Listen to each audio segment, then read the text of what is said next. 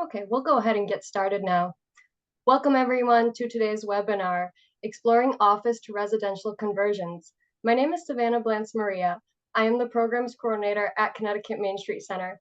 Today we are discussing these types of conversions because largely due to the COVID-19 pandemic, office buildings across the nation remain vacant. However, many of these vacant office buildings are being purchased and redeveloped into residences to address housing needs. In this webinar, we will explore office to residential trends in the real estate market and case studies of office to residential projects in central Connecticut. In a moment, I will introduce today's speaker, but first, just a few words. Connecticut Main Street Center is the expert resource for developing and sustaining vibrant downtowns and main streets that fuel our state's prosperity. We all know a great downtown when we're in it. It's a feeling and energy that we can sense, see, and experience, but it can be hard to articulate what exactly makes a main street great. So we've broken it down into 6 qualities to make it easier to grasp.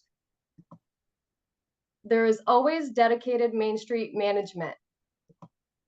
The main street is connected by multiple modes of transportation for people to access. It is welcoming, friendly, and inclusive. Sustainable practices are in place that bring life and vibrancy for today and for the future. Small businesses are supported and encouraged, as well as residential and commercial development. And there is a unique sense of place. It is our mission to assess, educate, and convene around these topics, central to advancing communities across Connecticut to establish and maintain vibrant main streets. We are grateful to our sponsors and funding partners that make this work possible. Connecticut Main Street Center's founding sponsors are Eversource and the State of Connecticut Department of Economic and Community Development. Additional funding comes from Webster Bank, Travelers, and Liberty Bank. With that, I am very excited to introduce our speakers for today's session, Eric Amodio, Managing Broker at Amodio Realty, and Alyssa Kent, Senior Development Manager and Design Director at Spinnaker Real Estate Partners. With that, I will pass it over to Eric. Thanks, Savannah. So a little bit about me. I have been in commercial brokerage for better part of 15 years now, handling all types of asset classes. I received my degree in finance and my MBA in real estate, both from Bentley University up in Boston. I tested for and received my CCIM designation in 2017, which helps with financial analysis and decision-making in real estate transactions. I had the pleasure of serving in 2022 as the president of the Connecticut CCIM chapter and still maintain a position on the board as a director today. I also have experience in a multifamily capacity with a private investment group locally, and I'm occasionally called upon to be an expert witness for commercial real estate litigation cases. In 2018, I received the National Association of Realtor Commercial Award for Connecticut, and also the 40 Under 40 Award by the Hartford Business Journal. Several of the clients that our firm has worked with include Goodwin University, Laz Investments, North Point Management, Stanley Black & Decker, among others. So really, why office conversions? Office conversions, or conversions in general, are nothing new. We see many other properties, including industrial properties, that have been transitioned into a new life as residential spaces. And now we're really seeing a resurgence in office buildings being used for that purpose. I've really broken it down into 3 main demand drivers for conversion. One is, we're seeing a reduced demand for physical office space with an increased demand for remote and hybrid type work. Was this caused by COVID? I think it was really just pushed along, and it was accelerated by COVID. It was something that we saw in the market with trends in space changing, and I think COVID just really pushed it over the edge. We're seeing a younger workforce that is desiring remote and hybrid options. So that's really changing the demand for office. Two, you've got aging office buildings and increased operating costs for those buildings. Many of the office buildings that we see in the Connecticut market, especially in the greater Hartford market, those date back many decades. So these buildings are now coming up for major capital expense improvements, and just the cost to operate these buildings is growing every year. So the owners of the properties have to make a decision. Do we put that money into the property? Do we make it more attractive? Are we going to see a return on that money? So in many cases with the C and B class properties, those owners are deciding, well, with a high vacancy rate in our property and plus the cost to make them competitive, let's sell the property or let's develop it ourselves into a new use as residential. The other thing is number three is that as many of us have heard, there is a huge lack of housing, especially in the state of Connecticut. I've seen reports where they're saying up to 100,000 units are lacking in supply. So there's a demand certainly for more multifamily units in the state. And so what do? We look to these existing vacant office buildings as an option to convert. Owners and developers are seeing a premium in the rent that they can achieve on a square foot basis in the multifamily market versus using it as traditional office. And I would say also on number three that given the lack of multifamily properties available to purchase to investors, still with a high demand from investors, there is an opportunity there where conversion makes sense, just to put more supply out there on the market. So what I'd like to do is I'd like to go through 3 case studies that I was personally involved in on the brokerage side. One of them was 480 Myrtle Street in New Britain, another 621 Farmington Avenue in Hartford, and then finally 30 Bank Street in New Britain. So the first case study, 480 Myrtle Street, the deal story here is it's approximately 132,000 square foot Class A/B office. This was actually built originally by Stanley Tool, which later became Stanley Black & Decker, as a manufacturing facility, a multi-story manufacturing facility back in the heyday. It was turned into office space in the early 90s. In 2018, our firm was brought in to sell the property because it was no longer needed and the facilities were moved to other locations. So we transacted a $980,000 sale to a Brooklyn, New York investor. That investor thought, as some out-of-town folks do, that there was opportunity to just continue its use. And certainly they found during their ownership that there was no continued demand for office space, especially where this was located. So in 2022, we were hired again to transact for this owner, netting him a very nice profit. It was sold for $2.5 million, about $19 a square foot, to a local developer that you've probably seen in the news with several New Britain projects by the name of Amit Lakotia. Amit had bought the property and received approvals for a conversion to 106 market rate units. Now, the neat thing about this property is it is located within the Energy and Innovation Park, which in New Britain is a fuel cell and data center park. So on the conversion side of this property, on the left side of the slide here, you can see the former layout as it was with the office space, with all the cubicles. So this was able to have new life put into it. On the conversion, like I said, 106 units, mix of studios, 1 and 2 bedrooms. The neat thing about this property, the layout allowed with a wide open layout, it allowed for conversion fairly easily because you were able to put a center corridor hallway and have apartments on both sides of that. Plenty of windows, everything was in place. Being that it was built as an industrial manufacturing use originally, you have those concrete mushroom style columns, which the architect was able to put into the plan as a nice design element. All of the infrastructure was in place on this property. You had center core elevators, 2 residential and 1 freight. You had staircases on both ends. It really laid out nicely and was, made for a nice conversion for the developer.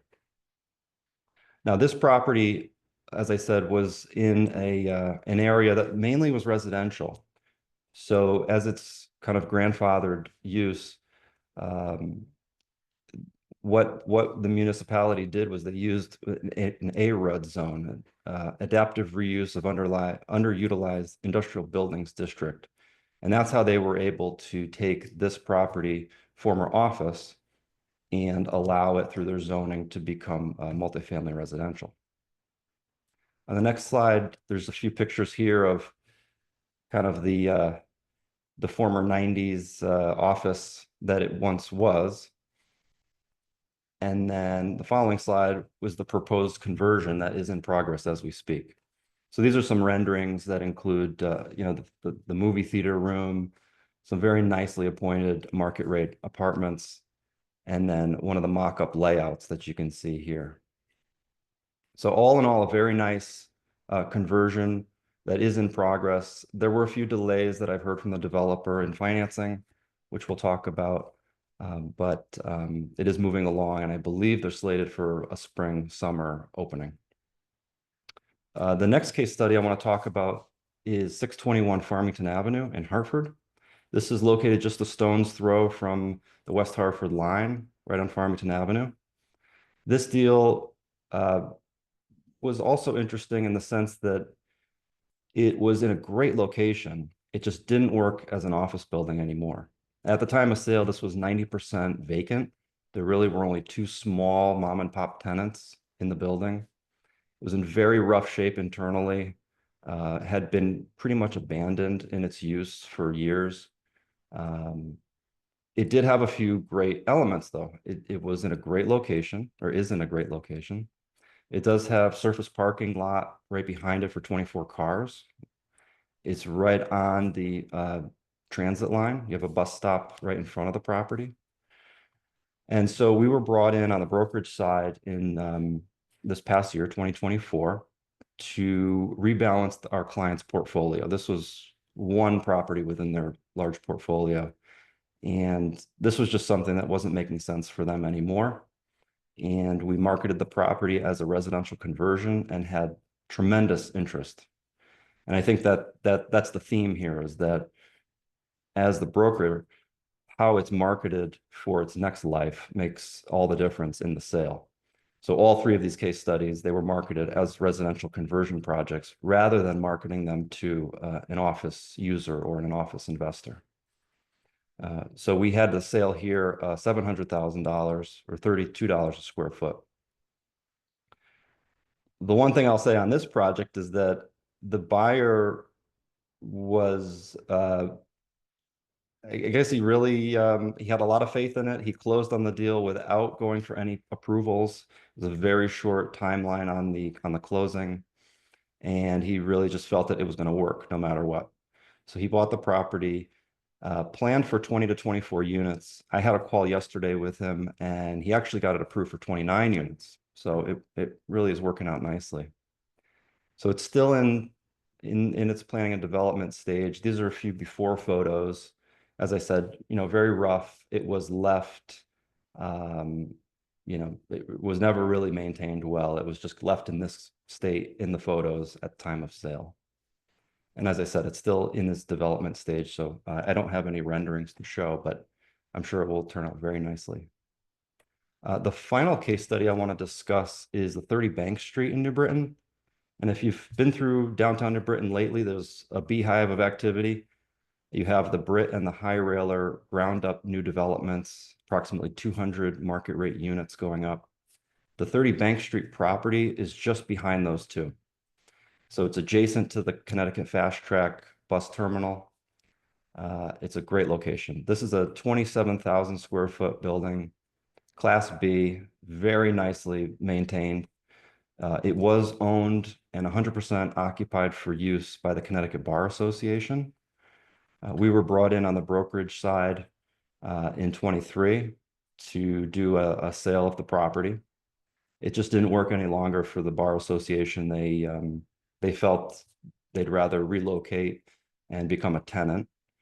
So this asset was sold off, and we were able to procure a developer out of New Jersey for a $900,000 sale, $35 a square foot. We then relocated the bar association to their new home off of I-91 in Meriden. On the next slide, a conversion of this property, the developers named this the Dream Apartments. They went for approvals prior to closing for 34 residential units, mix of studios and 1 bedrooms. This was really aimed at the younger workforce they were trying to attract. The layout of this property has about 6,500 square foot floor plates. So on the smaller side of these 3 examples, there's no on-site parking, but there, as I said, they have the fast track stop across, as well as the municipal parking garage on the other side of this property, which they were able to work out a parking arrangement. This was in the CBD district zoning, which allowed for apartments as of right. So this was a little bit easier in terms of some others that have to go for change of use type arrangements. There was a variance sought on this property because even though the apartments were allowed as conversion, first floor apartments were not allowed. So they were able to achieve that variance, and now they're going to have ground level first floor apartments, which also was something that the Brit and the High Railer next door were able to achieve as well. So on the next slide, here's a few photos of its state at time of sale. As I said, very, very nice condition. Move-in ready, beautiful office space. And then the proposed conversion of this property, you could see the rendering at night, and then a few of the layouts of the apartments. Pretty compact, tight spaces. Again, aimed at young singles, workforce type housing, but very nice, nicely appointed. A few amenities that they planned for the basement, gym, all the usual type amenities. And then I also want to discuss, there's a few other deals. Those 3 were ones that I was involved in. There's 3 others that were recently in the news here in the pipeline. 23 Maiden Lane in North Haven, Silas Dean in Rocky Hill, and Laurel Street in Hartford. And you can see that the pricing and the per square foot pricing and how that kind of impacts the overall development. The one in North Haven here, they're going to maintain the first floor as commercial use, while the others, they're going to go for full apartment conversions. So that's a little bit about what I've been involved in.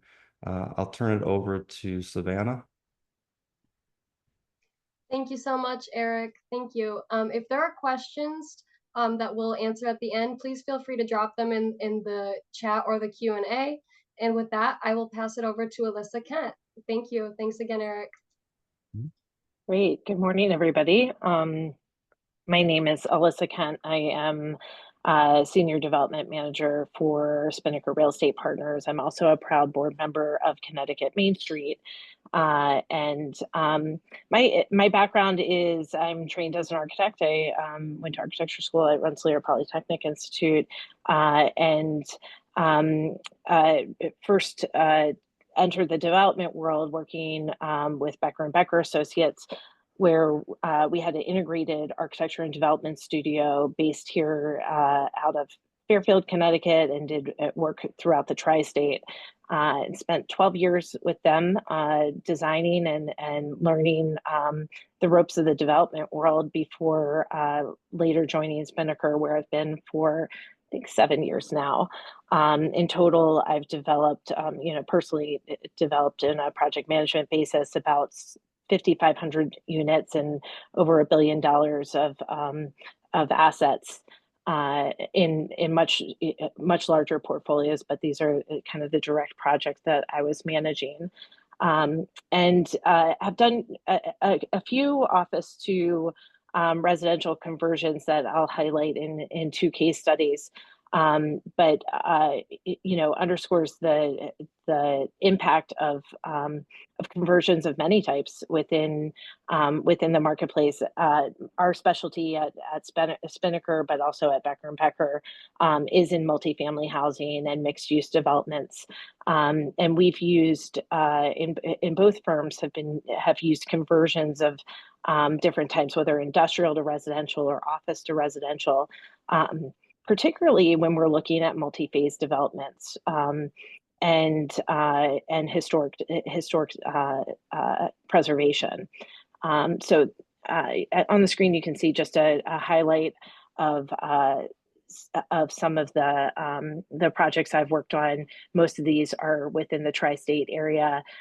Several, almost half, have some kind of historic renovation, and then the two that I'll go through our office to residential conversions.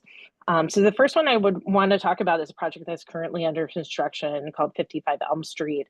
It is on the corner of, or right on Pulaski Circle, very near the State House. It sort of sits in what I call the trident between downtown, the State House, and Hartford Hospital.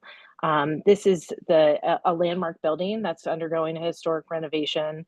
It was originally a bank and trust, and then followed by the state's attorney's office and state office space for quite some time. It was essentially mothballed in the 2000s and sat vacant for several years until we started the conversion just about 2 years ago. If you hit the next slide, Savannah, it consists of two separate buildings, the larger kind of elbow-shaped building, and then the smaller building that you can see on this slide, which is where they used to perform all the printing and press work for the main building. They're connected. Actually, if you want to just go back one slide real quick, Savannah, they are connected via a skyway, which you can see in the upper right corner of that photo, as well as a basement passageway. And we have, what you can't see in this image is a large courtyard that we plan to activate both with the retail and the residential programming between the buildings that create kind of a unique urban experience, that feels very intimate and cool. So this project began construction just about 2 years ago. It has 160 units, best in class amenities, including a gym, an on-site restaurant. We're trying to work with potentially a brewery or distillery for a tap room, unique co-working space, lounge space, podcast rooms, really class A amenities.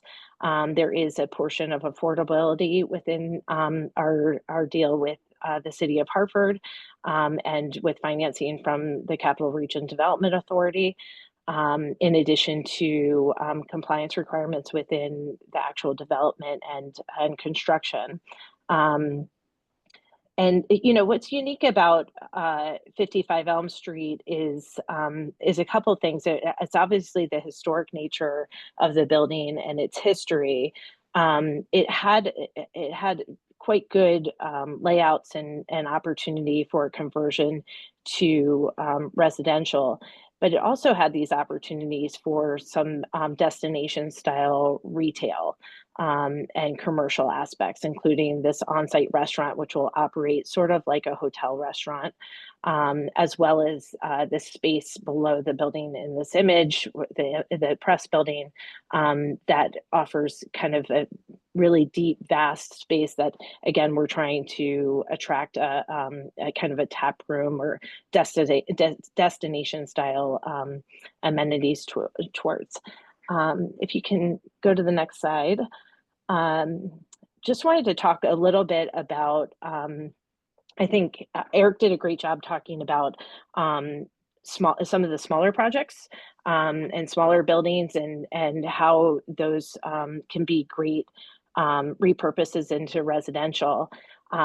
I wanted to present a couple larger buildings that may really only occur in some of our larger municipalities, but talk about how critical the massing and the suitability of dimensions are on these larger buildings, where you need, it's a larger development cost and construction cost, and which makes it necessary for unit variability. We can't just put micro studios in a building of this size and make it fit the market. So we really need to be offering everything from studios up to 2 and 3 bedrooms. So within that, it's critical that the dimensions of the building are suitable for conversion to residential. Anywhere between 65 and 80-foot width is great for getting units in. The cadence of windows, we look for bays anywhere between 10 and 12 feet to create rooms. Those are really critical things just right off the bat to understand whether it's suitable for conversion. And then elevators and stairs being properly placed to meet code for egress is another critical thing. The upfront costs on converting a building are already high. So if we are having to add or do major demolition and cutouts to create new stairways and elevator cores, it can quickly blow and make a project not pencil out. So these two images are of 55 Elm Street. You can see how the corridor in this building is off center, and that's because of the historic nature and some of the things that we wanted to and were required to preserve as part of the renovation. And I should just pause there. I'm a historic preservation specialist in the development world. It's a wonderful program both on the state and federal level. If done right, it absolutely can make projects that wouldn't work otherwise work. I think sometimes developers and owners are scared of all the requirements that come up with historic preservation. But I think as communities and cities, we need to really focus on which buildings have value to be saved and reason to be saved, and think about creative reuses for them. And that's exactly what the tax credit programs do and offer here. So in this case, it required that we had an offset corridor, but the unit dimensions still worked. And you can see that we have smaller units on the inside portion of the elbow and these kind of larger units on the outside portion of the elbow. And for what we lose in challenges, both in construction and coordination, in terms of the number of units that we have and types of units, we gain in really interesting mix of units. We have a lot to offer in this building in terms of volumes and finishes and sizes and unique features within a unit. We have units with vault doors. We have units with exposed brick, with unique wood details. So it's really offers quite a bit of interesting things that present a story to a potential tenant or resident, and make it a highly marketable building, but also adds complexity through the construction and design process. So just talking a little bit about the successes and challenges within this project, and obviously we're not quite done yet, but we're getting close. Support from the city and neighborhood was a huge success. The planning was well developed, particularly considering the complexity of the building and the number of unique elements that we were dealing with. There's a neighborhood tax agreement. We were working with an experienced team. We had some major challenges too. The utility work to serve this building was complex. Just with most rehab and historic projects, there were plenty of surprises. We are still dealing with supply chain issues that started during COVID, but haven't quite recovered, particularly as it pertains to electrical equipment. And then we had, because we used unique financing, which included low interest loan through Capital Region Development Authority, as well as tax credits, we had a myriad of compliance requirements on this job. So a great project. Would encourage anyone on this call to reach out if you would like a tour. A really interesting conversion for what has spent almost 100 years being an office building, and now will have new life with residential. The next project is also in Hartford, ironically. It's called 777 Main Street. It also, Savannah, yeah, there we are, sorry. It also was a former bank and trust building, much larger footprint, key downtown location. It sat vacant for many years. And this building was not on the National Historic Register when we acquired it, or when we were working towards the deal of acquiring it. It had been through a number of different banks. It was a Bank of America building before we took it over, and it, like I said, it had sat vacant for quite a while. We got this building put on the National Historic Register specifically to be able to engage historic tax credits to redevelop the project. This underwent a complete certified historic renovation. It was completed in around 2016. I think we had some retail that spilled out a little beyond that, and it was converted to 269 apartments over, gosh, I think 26 floors. And again, key location in downtown Hartford. This one was done with Becker and Becker Associates. And this one, actually, I've done many historic renovations. This was one of the easier ones to complete because of the mid-century nature of the building. And I wanted to do this one as a case study because it's a good example of some of the office conversions that we are seeing on the market, both in larger scale like this and smaller scale in terms of what Eric had shown.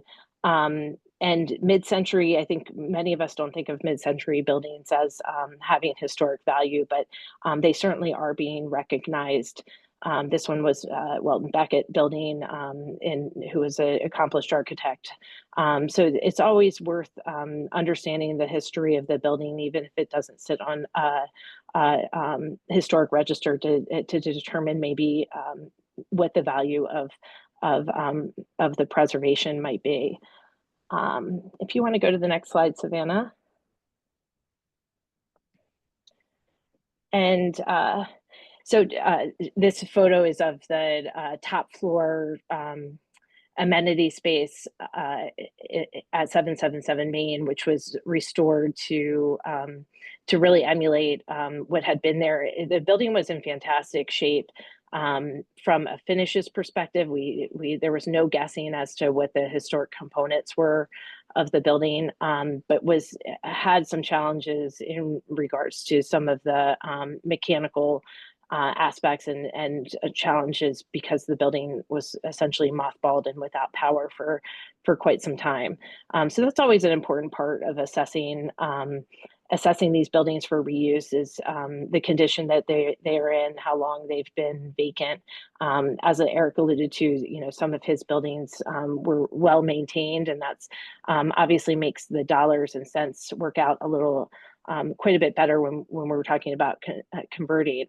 So some of the successes at 777 is this was a really ideal layout for conversions, lots of repeatable floors, not nearly the challenges that I've had at 55 Elm Street in terms of dealing with lots of unique floor plates and changes in floor plates and offset quarters and things like that. 777 had a really ideal floor plan for conversion. We did have some challenges in terms of egress that we were able to work with the local jurisdictions as well as the state to really assess and come up with logical ways to keep residents safe and be adhering to the local building codes. We had impactful green building initiatives on this building. It received a platinum score from the U.S. Green Building for a LEED score. And again, an experienced team here. This was a large conversion, needed the right market analysis all the way through the right construction, and we had that team assembled. The challenges here were we had a lot of retail space and a lot of basement space that were at risk here. Really challenging to some of it is street front along Main Street, but a lot of it was not street front, destination style, or even in the basement. And really figuring out the best use case for that retail and back of house space was challenging to figure out. As I mentioned, the condition of the building from a mechanical standpoint, the elevators were seized up. There were a lot of surprises from mechanicals that we thought would be able to reuse, but because the building was vacant for quite some time, it was challenging. And then like many deals that are historic renovation, complex financing and reporting, and working through those things. So these are all considerations that municipalities need to understand, as well as individual developers, in terms of how to make office to a conversion really ideal and profitable for the owners, and bring life back into spaces that are currently underutilized. I'm going to send that back over to Savannah. I think we had Eric's going to take some summary, and then we'll go into questions. Thank you, Alyssa. So a few of you had submitted questions in the registration box where there's an opportunity to leave any questions. So Eric has prepared some slides that kind of answer those questions. So I'll pass it back to Eric now to go over those, and then we will continue with the rest of the Q&A coming in from the Q&A and the chat here on this call. Thanks, Savannah. Yeah, so there's a couple questions I put together here. The big question I'm always asked is, are all office buildings good candidates for conversion? And really a short answer is no, but there's always, it depends. The main thing in real estate, of course, is location, location, location. So, is the office building a good candidate for conversion? Let's see where it's located. How is the housing demand in that location? How does that play out? How does that measure up? And what are the competing developments in that area look like? So that would be something I would start there first. Then you want to also look for a friendly municipality.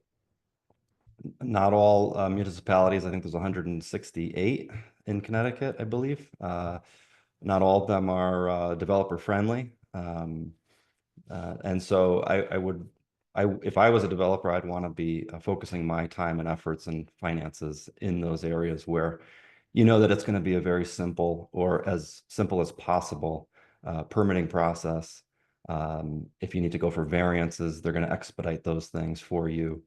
I've seen cases where, just to get on the calendar for a zoning hearing or variance, you're many months out. And so, that can really delay the time frame. And all the while in the background, you've got changes in financing, changes in interest rates, changes in demand, construction costs that don't seem to go down, only up.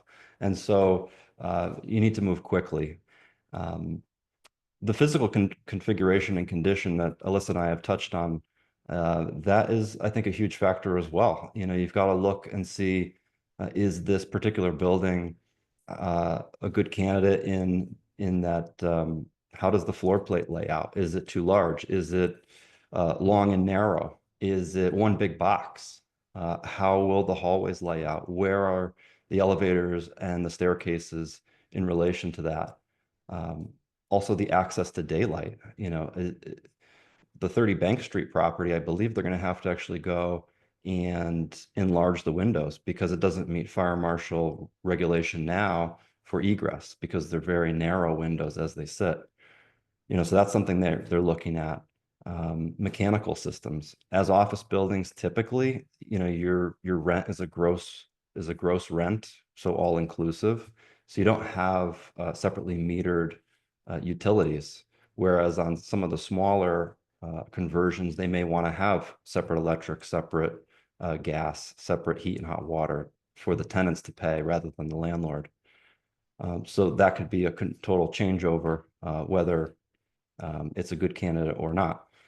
Former uses are certainly an important factor. There's no getting away from environmental concerns.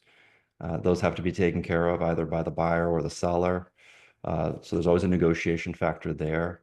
On the 480 Myrtle project I discussed, that was originally a manufacturing use.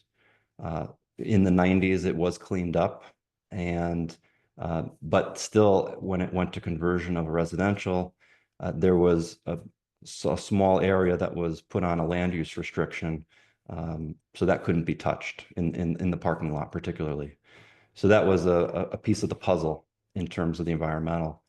And then whether or not it's a good conversion candidate, does it have the additional items, parking, spaces for amenities? Alyssa talked about on Elm Street, having a space for a restaurant. I mean, that's a huge driver for tenancy. That's a huge driver just for the community involvement. Those are all good things. There's what they call an arms race for the amenities. You've got, everybody has a gym now. Everybody has a pet spa. It's just what's next, and who can compete with each other to make it bigger and better. And certainly, do the rents justify the purchase and conversion? Because if it doesn't pencil out, it's not a viable investment. And we could talk more about how you bridge that gap with financing and tax credits, and that's how the municipalities can get involved and make these projects really, really work. On the next slide, common obstacles that I've seen to conversion. Really, I'd boil it down to two. Alyssa could probably speak to some others, but really two big ones: the zoning and entitlement process, as we discussed, whether or not it would go through zoning to make it easier for conversion from office to residential, and then financing. If the money's not there, nothing happens. There was a legislative change that I was watching the other day. This was back from May, a Senate Bill 416 that now doesn't require a special zoning commission hearing to go from office to residential. They're trying to make it as of right. Certainly there's still processes within the municipality to go through to get your final approvals, but this is one step in the right direction, I think, to expedite that process. So the next slide. And then what's the impact on the local economy? I don't have facts and figures on it here, but there's short-term and long-term benefits, of course. In the short term, you can see during the conversion and construction phase, you certainly have increased patronage to restaurants and hotels. Typically, when you're bringing in the trades to the area to do this work, and if they're coming from out of town, and hopefully you'll use local contractors and trades. So that would be, in the short term during construction, a benefit to the local economy. And then in the longer term, upon completion and lease up, you'll have new residents to live, work, and play in that local economy. You'll inevitably add supply, which is going to drive demand for additional restaurants, personal services, et cetera. And ultimately, in the long term, you'll add to the grand list for the municipality for tax purposes. So those are really three FAQs that I put together, and we can go over some others that the audience has. Thank you, Eric. To you and Alyssa, I'm going to read off a few more questions for you.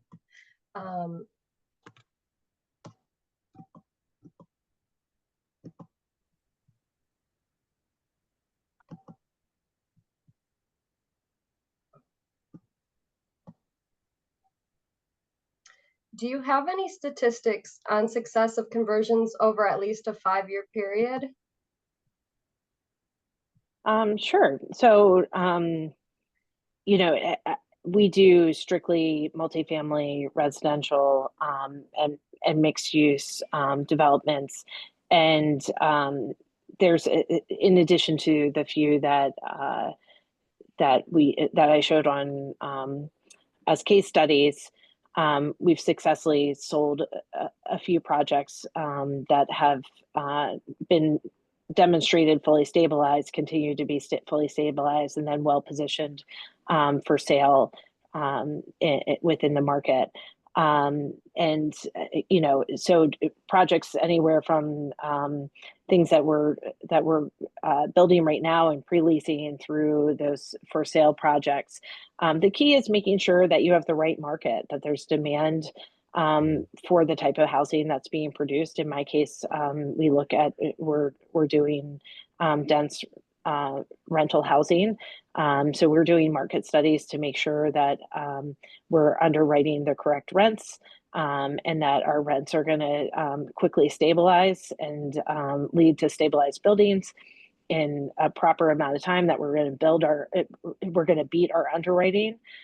So the market analysis can't be underscored in terms of realistic rents, factoring in the cost to produce inclusionary affordable housing, or even more affordable housing than what's required, and making sure that that all can be accomplished within the appropriate timeline to reach stabilization. Thank you, Alyssa. There's another question that came in for you. When they do mixed use from industrial to residential, did they face pushback from the town regarding loss of tax revenue?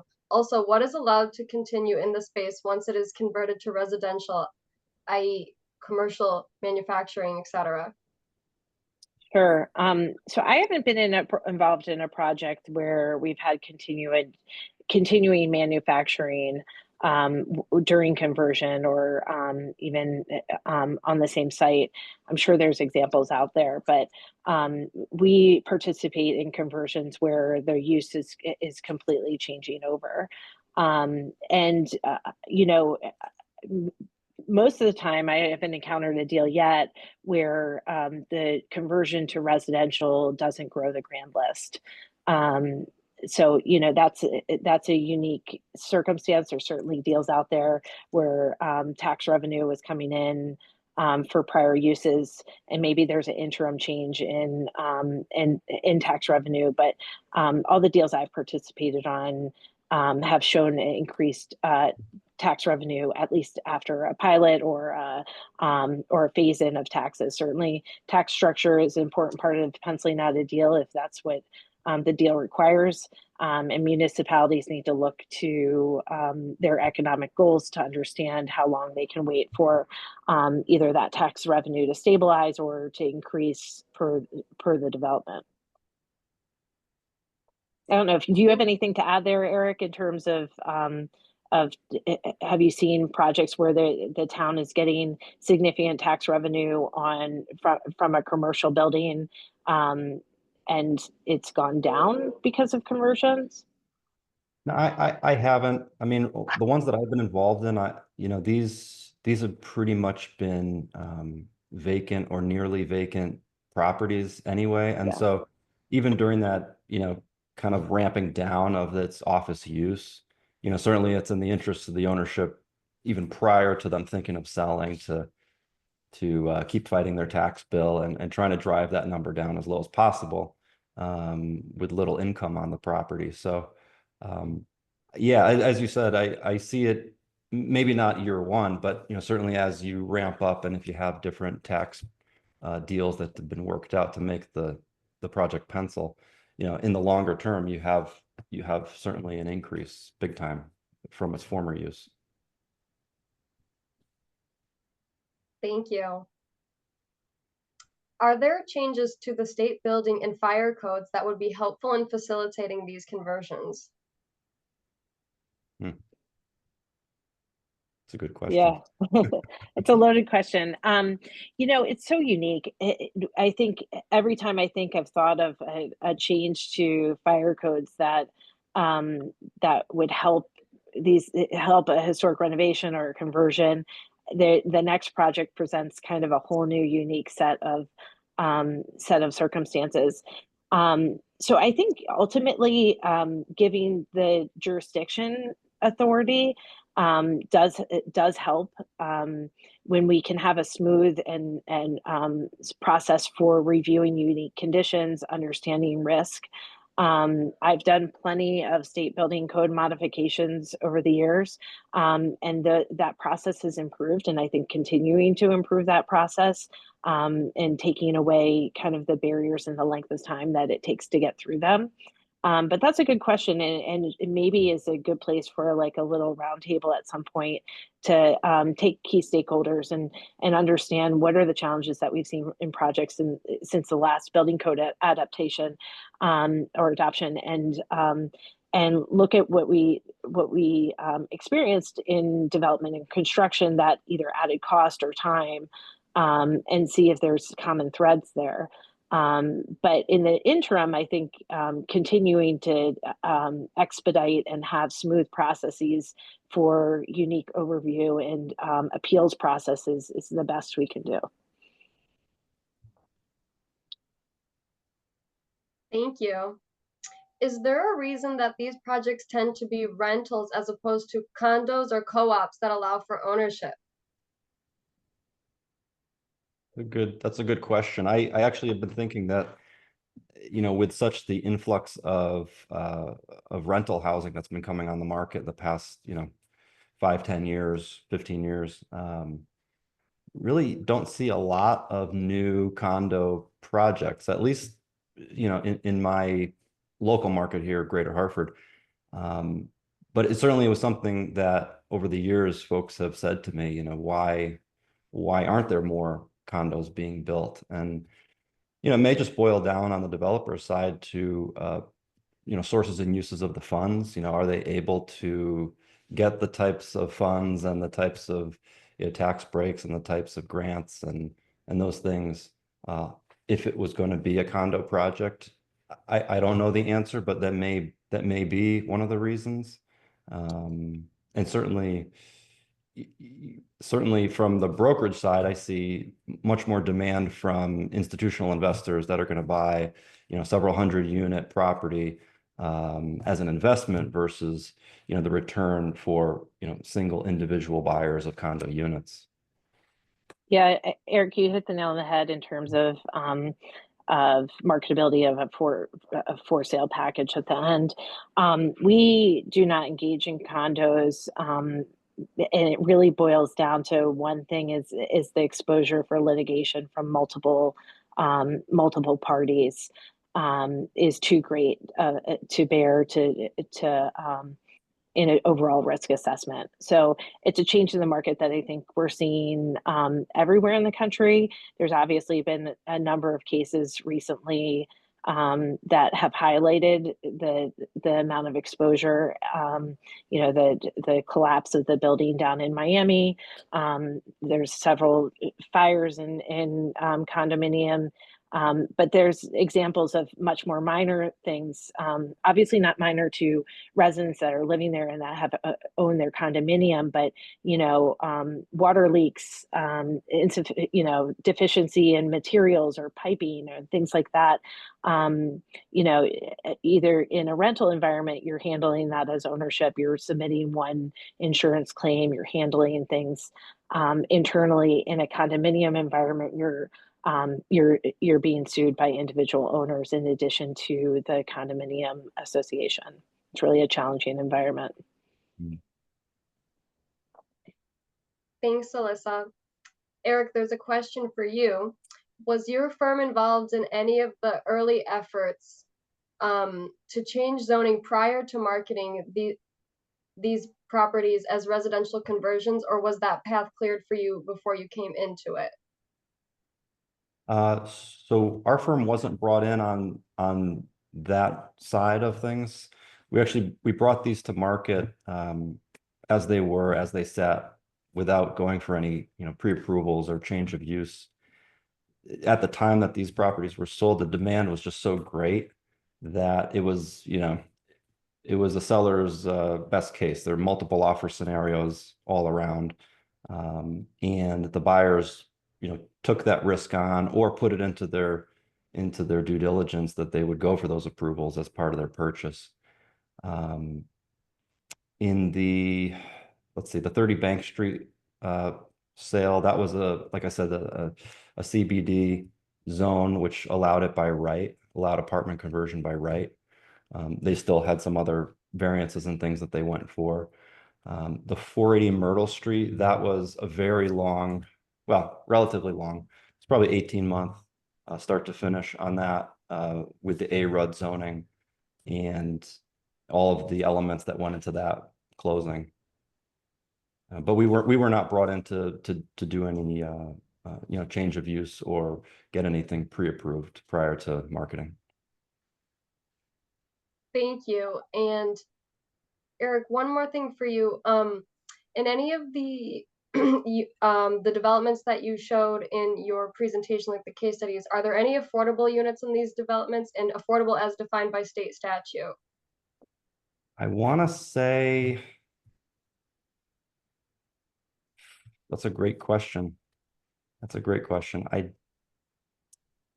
want to say the 480 Myrtle project is some flavor of mix of affordable units. Thank you. Mm-hmm. And are there incentives now for such development, tax and otherwise, which you've not seen before? If so, what are they? You have anything, Alyssa? Yeah, I haven't seen anything very specific to the office market. We're talking to local leaders all the time about their priorities in terms of conversions or attracting companies back to using underutilized office space. And so those conversations naturally lead to starting to talk about tax abatement deals, different ways of structuring our financing so that we can make deals work. So I haven't seen anything through the legislature or through targeted deals from any of the municipalities to directly kind of promote office to residential conversion. But those are all things that are being discussed as we're doing due diligence and looking at properties, and even having municipalities bring properties to us. Those are all things that are discussed, early in the process. Thank you. A comment for you both to comment on. I'd like to hear more about what economic developers should look for in floor plates, elevator layout, openable windows, and domestic water and sewage infrastructure when considering whether to promote a property as convertible to residential.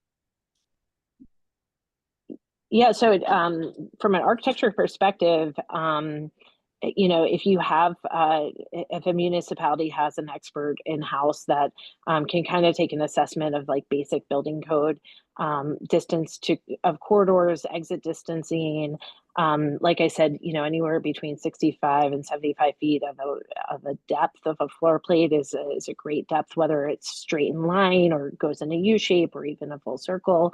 So there are some basics out there in terms of desirable versus less desirable floor plates that I think most municipalities either have some capability in-house to take an assessment and put different properties into different buckets of great reuse, possible reuse, and seems more challenging. Elevators for buildings that are more than 3 stories are always critical. We usually say 1 elevator to every 80 to 100 units, with no elevator building having under two elevators is kind of a rule of thumb. Operable windows is not necessarily required, and many commercial buildings or office buildings don't have them. We've done many, actually, I think all but one of my office to resi conversions have had inoperable windows, and that does not seem to be a market deterrent for potential renters. It does require that we have different types of HVAC systems and makeup air and fresh air return, but that is not one of the things that and then I think there's always a little bit of concern of how do you make sure a building feels residential, that feels like a place that isn't an office building, both from the exterior and even the lobby and things like that.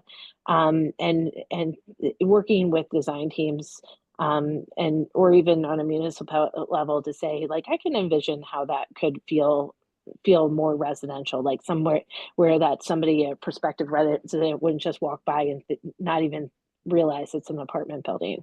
And that doesn't have to be, Eric has some great examples of buildings that look very commercial, but signage, is it walkable? Is it maybe feel like a office building, but is in a great kind of location for residential? So those are all considerations. Thanks, Alyssa. So we'll end with two questions kind of wrapped into one. Eric, you did touch on this a little bit, but they'd like to know, how can a town not be difficult for developers? In other words, how are the difficult towns different from the easy ones? And how can a local government best assist to ensure a successful conversion? What I've seen, especially locally here in New Britain, where we're based out of, is when a development kind of comes to the table, I would say New Britain is very developer friendly, especially in the past several years.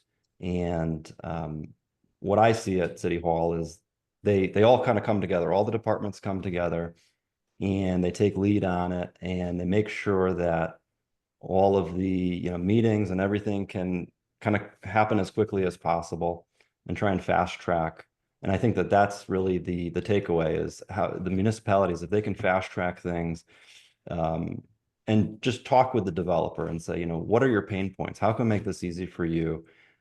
Rather than just throwing the book at them and saying, this is how it's done. And, if you're not going to do it by our rules, well, then go somewhere else. So that's what I see here locally, is that they come together, all the departments, and try and make things move as quickly as possible.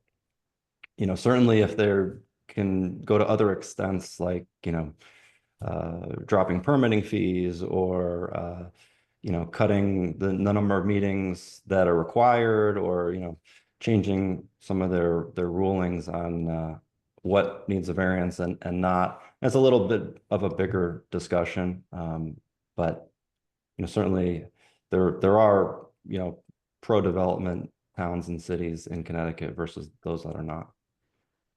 Yeah, just to really quick add on top of that, whether it's a big building in any municipality or a moderately sized building in a small municipality, I think one thing that cities and municipalities can be looking at is redirecting permitting fees and encouraging developers to use third-party peer reviews, so that we're not overburdening. We're using everybody's expertise where they're aligned.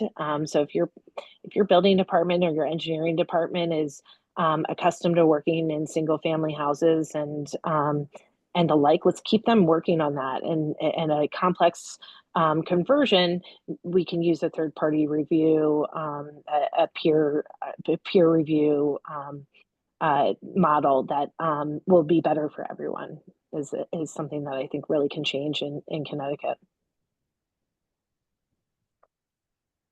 Thank you. Thank you both again today for your insight and your presentation on office to residential conversions. So we'll close now with some ending remarks, and everyone will receive a link to the survey, and members will receive slides and the recording later. Thank you so much. Thank you. Thank you. We invite you to join the more than 80 communities around the state committed to improving their Main Street by becoming a member of Connecticut Main Street Center. As a member, you receive exclusive help and resources to support your downtown work. Please visit ctmainstreet.org to learn more. Registration is now open for our February webinar, The Secret to a Successful and Thriving Downtown, What It Is and How to Get There. Join us from 11 a.m. to 12 noon on February 20th, 2025. Please register at ctmainstreet.org/events. Register now for our March 2025 summit in collaboration with the Capital Region Council of Governments, 10 years of TOD and the road ahead. The summit will be held at Parkville Market in Hartford. Registration is now open. An early bird Early bird ticket pricing ends on January 31st. Once again, we thank our sponsors and program partners. When you exit this webinar, you should be prompted to complete an evaluation for this presentation. Please take a moment to share your thoughts as it helps us shape our programming so it is most valuable to you. Thank you. That concludes today's webinar. Have a great day.